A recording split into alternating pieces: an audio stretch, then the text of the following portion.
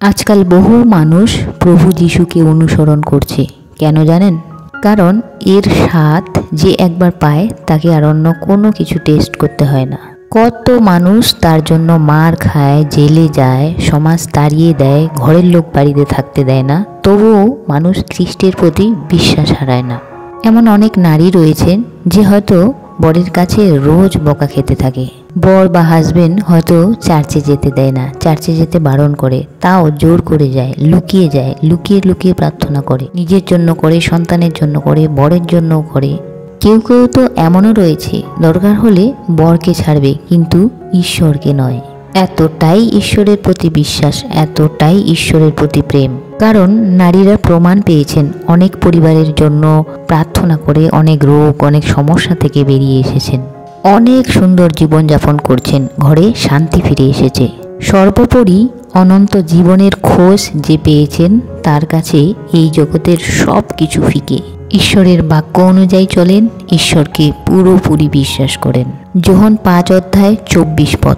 আমি আপনাদের সত্যিই বলছি, আমার কথা যে শোনে এবং আমাকে যিনি পাঠিয়েছেন তাকে বিশ্বাস করে তার অনন্ত জীবন আছে। তাকে দোষী বলে স্থির করা হবে না, সে তো মৃত্যু থেকে জীবনে পার হয়ে গেছে।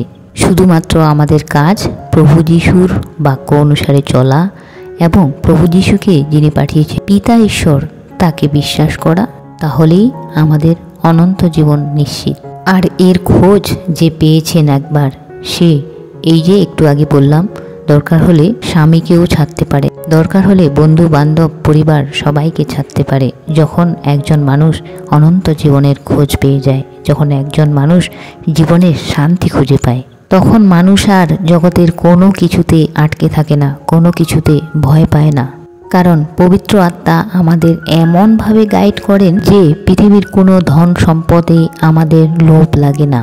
কোনো ঝড়, কোনো ভূমিকম্প, কোনো বিপদ, কোনো সমস্যা আমাদের ভয় দেখাতে পারে না, কারণ আমাদের সাথে স্বয়ং ঈশ্বর থাকেন। কারণ স্বয়ং ঈশ্বর সর্বশক্তিমান, আর এই সর্বশক্তিমানের কাছেই রয়েছে উদ্ধারের রাস্তা। তাই তো ঈশ্বরের বাক্য আমাদের বলছেন ইয়োব 22:23 পদে, সর্বশক্তিমান ঈশ্বরের কাছে ফিরে এসো, তুমি উদ্ধার হয়ে যাবে। একজন খ্রিস্ট বিশ্বাসী যখন ভেতর থেকে শান্তি খুঁজে পায়, তখন বাইরের কোনো ঝড় অশান্ত করতে পারে না। কোনো অমূল্য রতনের পিছনে খ্রিস্ট বিশ্বাসী ছোটে না যখন আসল ধন, আসল সম্পদ প্রভু যিশুকে পেয়েছেন।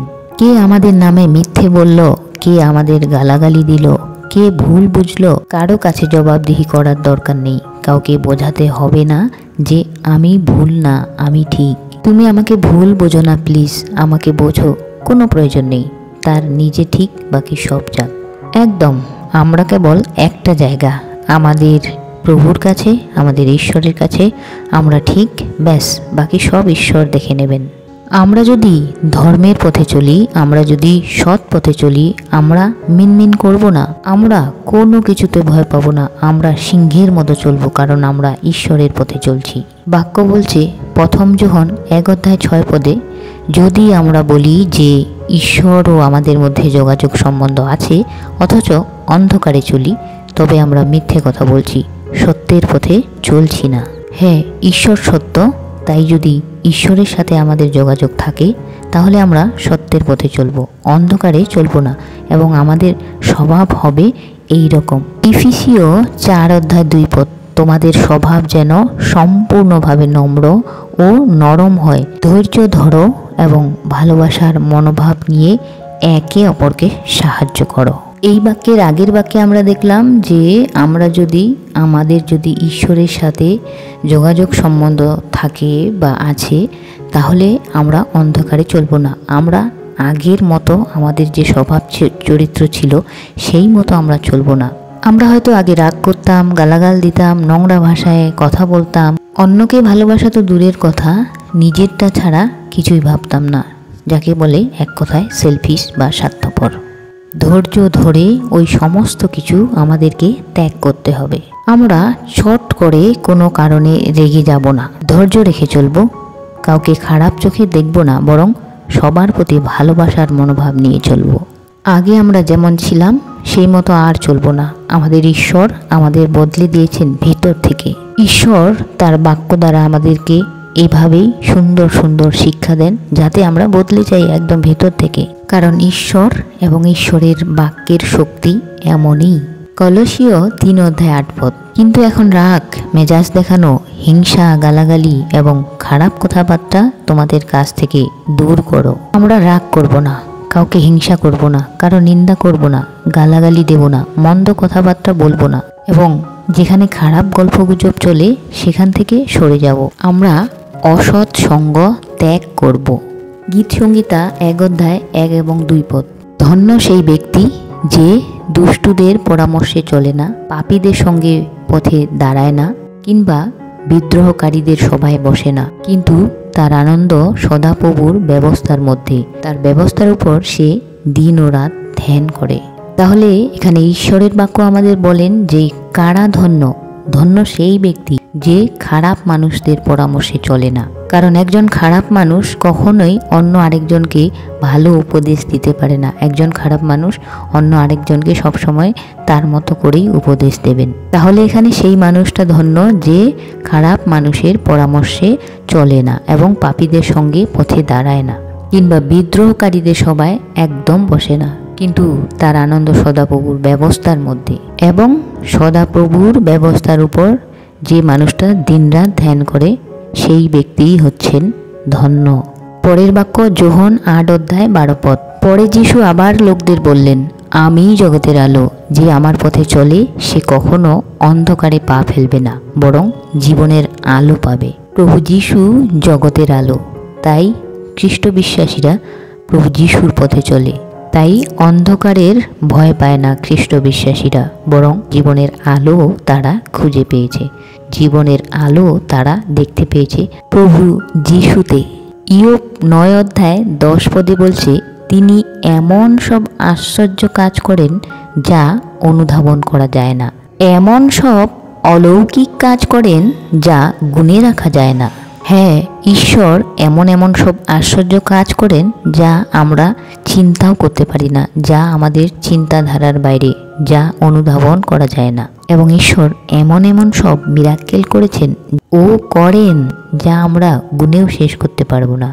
তাই আমাদের জন্য ঈশ্বরের বাক্য বলে ফিলিপিও 4:19, আমার ঈশ্বর তার গৌরবময় ভাণ্ডার থেকে খ্রিস্ট যিশুর মধ্য দিয়ে তোমাদের সব অভাব পূরণ করবেন। জিরোমিও 29:13, যখন তোমরা আমাকে গভীরভাবে জানতে আগ্রহী হবে তখন আমাকে জানতে পাবে। আমাদের ঈশ্বর তার গৌরবময় ভাণ্ডার থেকে খ্রিস্ট যিশুর মধ্য দিয়ে আমাদের সমস্ত অভাব পূর্ণ করবেন। এবং ঈশ্বর আমাদেরকে বলেন যে যখন আমরা ঈশ্বরকে গভীরভাবে জানার জন্য আগ্রহী হব তখন আমরা সত্যি সত্যি ঈশ্বরকে জানতে পাবো। আমাদের ঈশ্বর কি, আমাদের ঈশ্বর কে, আমাদের ঈশ্বর শক্তি কি, শক্তি কতটা, এই সমস্ত কিছু আমরা জানতে পারবো যখন আমরা মন থেকে যখন আমরা গভীরভাবে অন্তর থেকে আমরা জানতে চাইবো, চিনতে চাইবো, তখন ঈশ্বর আমাদেরকে জানান দেবেন যে আসলেই ঈশ্বর, আসলে সদাপ্রভু কি করতে পারেন আমাদের জন্য। কারণ তিনি সর্বশক্তিমান, সমস্ত পৃথিবীর শক্তি তার হাতে রয়েছে। তিনি চাইলে একদিনে এক মুহূর্তে সমস্ত কিছু চেঞ্জ করতে পারেন, সমস্ত কিছু পরিবর্তন করতে পারেন আমাদের জীবনের। দেখব জিরোমিও 30:17, আমি তোমার স্বাস্থ্য ফিরিয়ে আনবো ও তোমার ক্ষত সব ভালো করব, এটা সদাপ্রভু বলেন। ঈশ্বর আমাদের কাছে প্রতিজ্ঞা করেন। ঈশ্বরের বাক্য সত্য, আমরা সবাই জানি ঈশ্বর সত্য, ঈশ্বরের বাক্য সত্য। তাই ঈশ্বর আমাদের জন্য প্রতিজ্ঞা করেন, আমি তোমার স্বাস্থ্য ফিরিয়ে আনবো। আমাদের কঠিন থেকে কঠিনতম রোগ আমাদের ঈশ্বর সদাপ্রভু সারিয়ে তোলেন। এমন বহু টেস্টিমনি রয়েছে, আমাদের সমস্ত ক্ষত তিনি সারিয়ে তোলেন। আমাদের সমস্ত ক্ষত, আমাদের হৃদয়ের মনের যত রকম ক্ষত, দুঃখ, যন্ত্রণা, আঘাত, ব্যথা, সমস্ত কিছু তিনি সারিয়ে তোলেন। তাই চলুন আমরাও শেষ একবার চেষ্টা করি ঈশ্বরকে, সদাপ্রভুকে, প্রভু যিশুকে অন্তর থেকে, হৃদয় থেকে জানার জন্য গভীরভাবে আগ্রহী হই। কাতরভাবে আমরা ঈশ্বরের কাছে নিবেদন করি, ঈশ্বর প্রভু, আমি তোমাকে জানতে চাই, চিনতে চাই, বুঝতে চাই।